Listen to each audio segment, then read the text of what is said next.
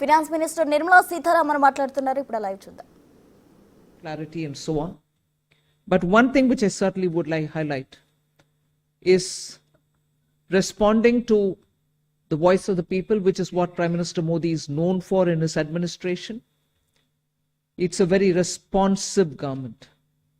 And as a result, the income tax simplification, which I announced in July, is already completed in its works, and we shall bring the bill in the next week. So the income tax simplification, about which in July budget I have gone in detail to say, the work is completed within 6 months is what I said. Within 6 months we brought the bill. It will be coming into the parliament next week. So if we are talking of reform inclusive of taxation, the work is done. This budget also speaks about rationalization in customs. Tariffs are being brought down, tariffs are being simplified, and also the basket which consisted of so many different tariffs for so many different commodities are now reduced. 8 were taken off earlier, 8 has been taken off now. So whatever remains now, 7 I think remains, and that is all about India's tariff picture. So the usual narrative which goes on saying, is India being too heavy on tariffs? No, you find that we've drastically reduced and also simplified. So this budget has so many things for all of us to talk about. More important thing about agriculture, which performed very well during COVID and which has contributed to India's food security. The proposals which are mentioned in this budget actually talk about everything to do with beej to bazaar, literally from the stage of seeds, hybrid seeds, climate resilient seeds which can give greater output, seeds which are going to be high yielding, all this together to the final point of India becoming the world's food basket. That's the definition I put in when I was talking about Vikasit Bharat. So we are making sure that India's agriculture gets the support across the board, whether it is on seeds, whether it is for skilling the farmers, whether it is rural prosperity, whether it is going to have agriculture and allied industries being set up in rural areas, and whether it is going to be farmers getting better and more loan with interest subvention, not just farmers, fishermen, and also dairy, meaning animal husbandry. So the picture for rural development and the picture for supporting agriculture is across the board, and that has been narrated. The second thing which I would want to highlight is the continued emphasis that we're giving since vote on account budget, July budget, and now on the MSMEs. Whether it is giving them sovereign guaranteed loan, whether it is support during COVID, whether the definition being changed now for better, more inclusive growth in MSMEs, access to bank credit. So MSMEs have also been given greater emphasis. Together with this, I'd like to highlight the point that energy security has had greater attention in this budget. We've highlighted in July budget how even pump storage will have greater attention. Solar and wind and renewable energy has also been taking consistently good importance in our budgets. This time we are talking about the small modular reactors. I've also announced that there shall be 2 amendments, one to the Atomic Energy Act and the other one for the civil liability. All of this is going to help us attain energy security. Insurance sector's FDI limits have been enhanced. That is another important announcement. I'll end my opening statement with 2 things. There is no reduction in the public spending on capital expenditure. Let's put that up front. We continue to place emphasis on the multiplier effect that capital expenditure done by government has shown, has sustained us. We continue on that.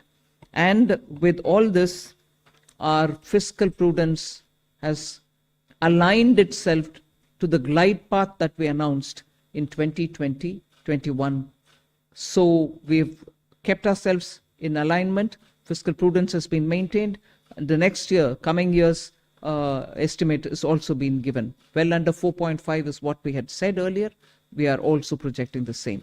So this is just as an opening statement. There's a lot more to say, but as you all ask questions, so shall we answer. Thank you. Thank you, ma'am. 225. 225. Mike.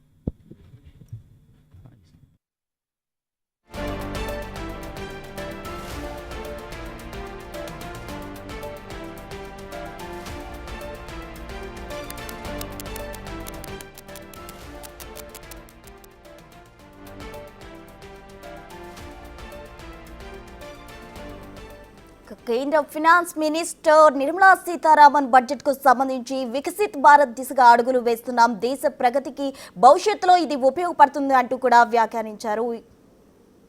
To be brought in, we'll bring it in and take it forward in the House. So do we expect implementation in this in the fiscal year in FY26? Do you expect what? Do we expect the implementation of Well, the let new it get passed. I hope it will get passed without much of a difficulty, but it is only after it's passing. Sure. Thank you. 35. Front.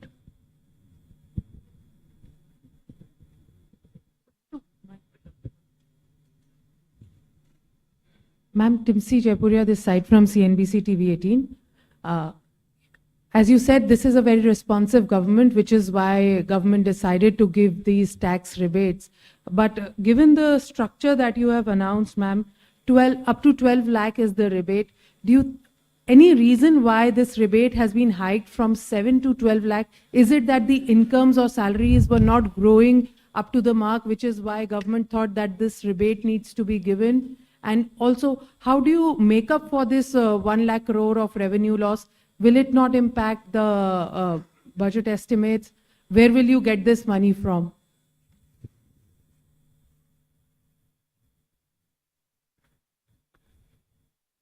Tipsy, I think the first question is, you said that this, when the incomes are not growing.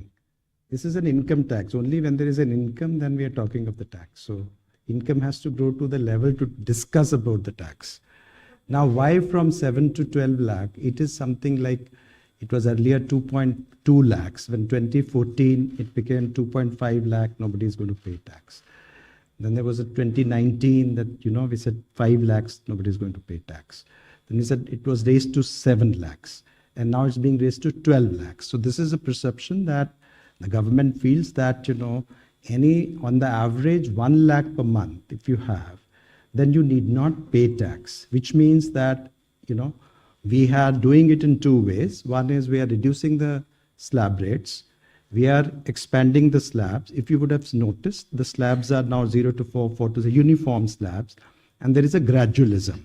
There was a thing when we had earlier 20%, then it was jumping to 30%. Now it is 20, we have introduced 25 also. So it's the gradual thing which has been done. Now this benefits every one of the taxpayers, because whatever benefits which has come from the slabs gets transmitted across. So therefore everyone gets a benefit. Now the second part, FM decided that, well, some people should get a little more benefit than merely slab rate reduction would have given.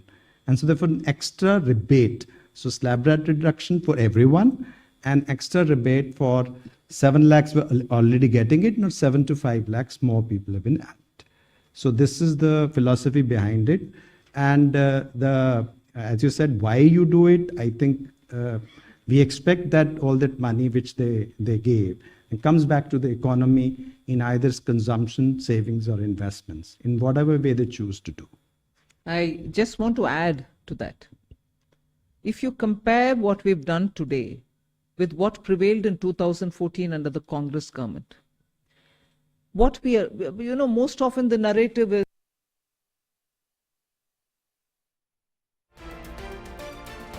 and for your consideration. In Congress, for somebody who's earning 8 lakhs, nearly 1 lakh more